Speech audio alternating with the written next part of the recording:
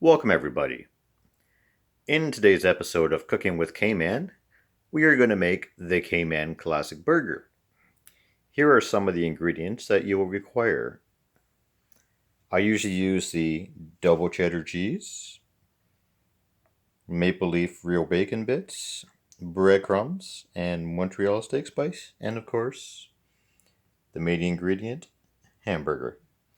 Now, I make my hamburgers usually 5 pounds at a time. So a bowl probably about that size will be sufficient. And I usually made my burgers by hand, but sometimes I get a little silly, so I'm going to be using a burger press this time. You can find these at your local Dollarama store or any dollar store. Anyways, I will get mixing and we'll resume the video shortly. Welcome back. The ingredients have been all mixed now, or at least put in the bowl. They're going to be mixed. So basically what I do is I put my hamburger like this. I add my Montreal steak spice. If you're making a 5 pound batch, I take half a bag of the bacon bits and I put in, and I sprinkle enough. I don't measure anything. I just go by feel because I've made these things for so long. Montreal steak spice, I do the exact same thing, and same with the breadcrumbs. You can also add eggs to this. It was getting to the point where eggs were impossible to find, so I stopped putting eggs in. It's your choice if you do or not. And I'm going to mix this up, and we'll be right back, folks.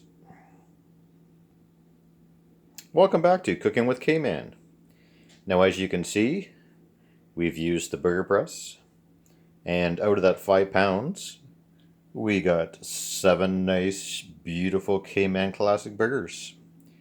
Now, usually what I do is I find it much easier for barbecuing. You can chill these down or freeze them. I like to actually freeze them, and I find they're a lot easier to manage on the barbecue. But as you can see, these are not your sissy little burgers that you buy in the store. Now, depending on if you want salad and stuff with it, probably one burger will be enough. Now, usually what I do is I freeze them individually into Ziploc bags. That way, if you want one, you can have one. If you want two, you can have two. So basically, just to recap, there's your ingredients right there. Breadcrumbs, you're just basically adding enough to fill it. For 5 pound batch, I used half a pound or half a bag of the bacon bits. The Montreal steak spice, I just basically seasoned to taste. And I basically used a handful of the double shredded cheese. But it's very simple, very easy to make. The burger press makes them nice and uniform.